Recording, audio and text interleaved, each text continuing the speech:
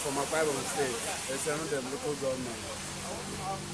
Okay, this poster I'm holding here is my sister, my second sister. This poster I'm holding here is my second sister. We are five in number, but she's the second daughter. She followed me direct.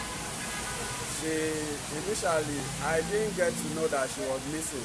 The incident happened on the 25th of last month, July. But I didn't get to know. I only got to know on Tuesday, being the 28th of that month. So how it all happened was that she just met a friend online and they started chatting. I didn't know when they met, but I don't know that person that she met. Her roommate that she stays with also does not know the person physically. So they had to book an appointment, maybe like a date or whatever, I don't know. Then she planned to visit the guy. So the only message she left before she left her house was that she forwarded part of the chat she had with the guy to her roommate, telling her roommate to reach out to the guy that this is the person she wants to go and see, something like that. So the roommate did. The roommate waited and then later reached out to the guy through WhatsApp, chatted the guy. After my friend said she's coming to your place, as she arrived, the guy said no. He said okay, that if she arrived, please tell her to reach out that she has been trying to call her but her line is not connected. The person answered okay.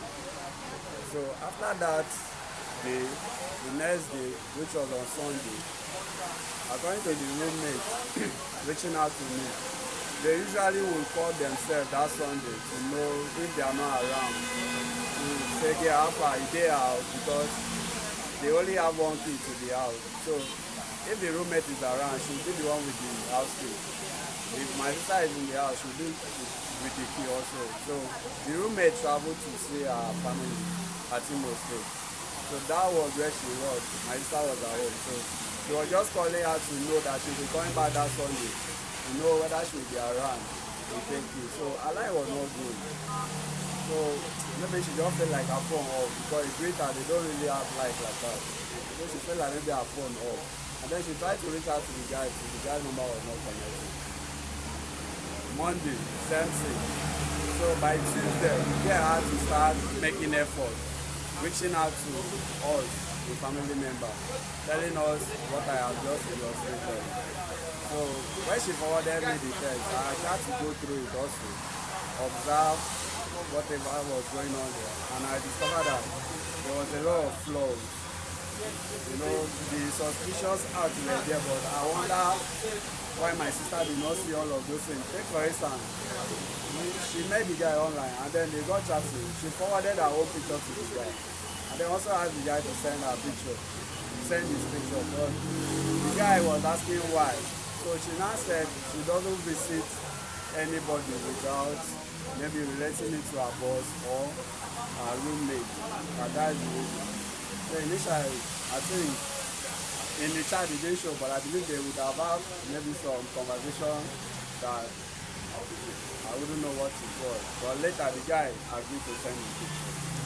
And then now when he sent his picture, I don't know if my sister saved that picture on her phone. Understand? I don't know if she did that. But the chat she forwarded to us showed that the guy later deleted that picture. Understand? So now we do not have the guy's picture, and it has been very difficult to trace the guy. The only way we now have this is number that is there is because the roommate chatted up the guy. The guy that we have this number. Yeah. I have reported this case to the Greater Police Station, which is the area that thing happened. That Chokocho accident. My sister lives at the Greater. She does business like nail business here.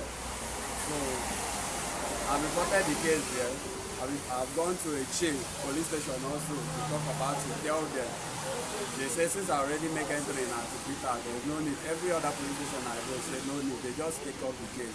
So I tell them if there's any incident of death or anything for the past of that week that happened, they say they don't have any incident. So I told them if there's anything, they should let me know. I drop my number there. I also give them this poster alongside. I collected their numbers also. I've gone to state CID to also make this complaint. Show them the poster. The state CID that day that I went there to they make some calls like inform other stations and other of their radios. So they were advising me to go for tracking the guy's line and my sister's line. And because it's an amount of money which I wasn't able to afford at the moment. But later on, when I went on social media, I started posting and all of that, then create some awareness. I got little support from few persons, which I was able to carry out certain tracking, go to NIN office, go to Etche, try to track the guy's line. It was showing that it is not a valid line, it could be like a bot line and all of those things. And the database that are coming out from there are not is not his profile, just like contact that have been calling that number, this particular number is what we are seeing with some of their pictures. Now